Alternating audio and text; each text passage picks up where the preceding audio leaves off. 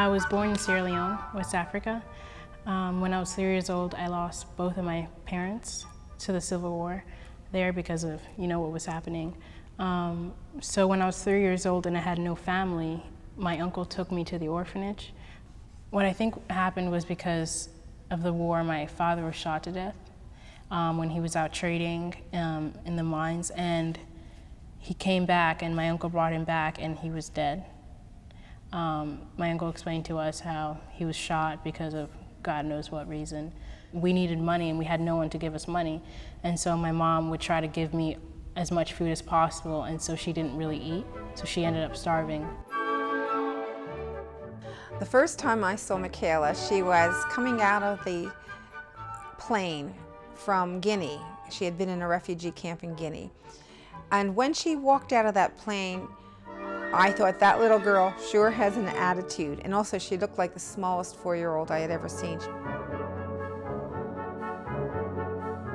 I remember seeing this lady and she was so, how do you say, jolly? Not like Santa Claus, but she was so happy and she was just so, just amazing. And she had this blonde hair. I've never seen someone with blonde hair, and I thought that was so cool. But she was the sweetest person and she accepted me for who I was. She was very tiny, with her hands on her hips and this attitude that, well, there's nothing you can do to me that's going to hurt me because it's all been done to me before. And it really melted my heart.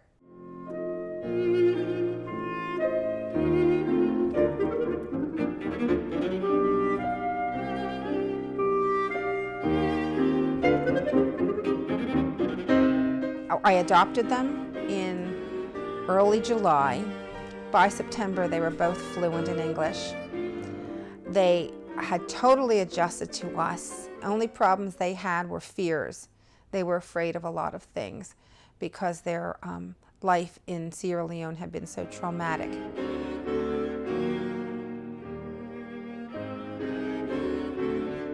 Michaela is here. You can see how much hair she lacked from the malnutrition and how sad, the sad expression. Some of the children smile, but Michaela was always sad because the aunties would ridicule her because of her spots. Even when I was little, I noticed that sometimes people would look at me strange. And so when I was in the orphanage, the aunties who took care of us, they called me the devil's child. And the reason why they called me the devil's child was because of my vitiligo.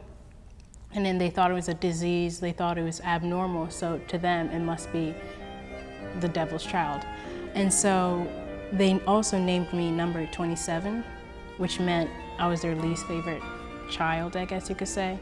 So I didn't get enough food, I didn't get enough clothes, I didn't get a lot of toys. I did have an amazing person there with me who is my mat mate. We shared a mat together. She was number 26.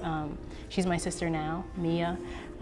She helped me go through like everything. She helped me pretty much survive, but at the same time I just thought I have no reason to actually live.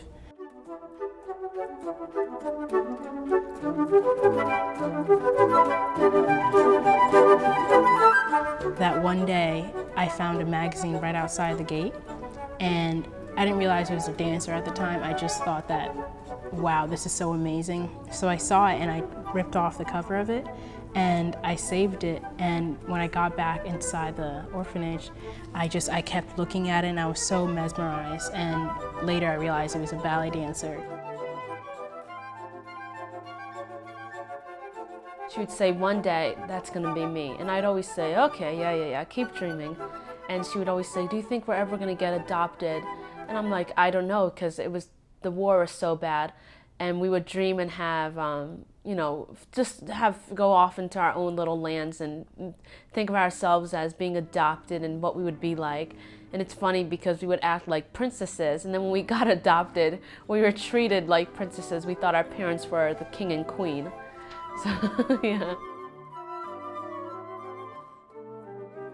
My first year as being a professional dancer is crazy, exhausting, but at the same time so rewarding.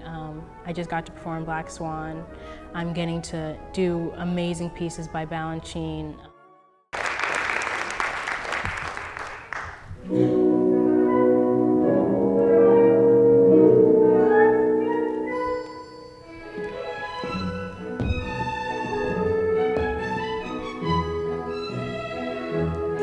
exciting to think that Michaela has made it, and she's now a professional dancer, and people want to see her all over the world. I just read a message online from someone in Germany who was eager to see her dance Nutcracker in the Netherlands. So they're going from Germany to the Netherlands to watch her dance. I don't know if it's how it makes me feel, but it's where I get to be myself and not have to worry about anyone judging me for who I am. It's my escape, I guess you could say. It makes me feel alive, yeah.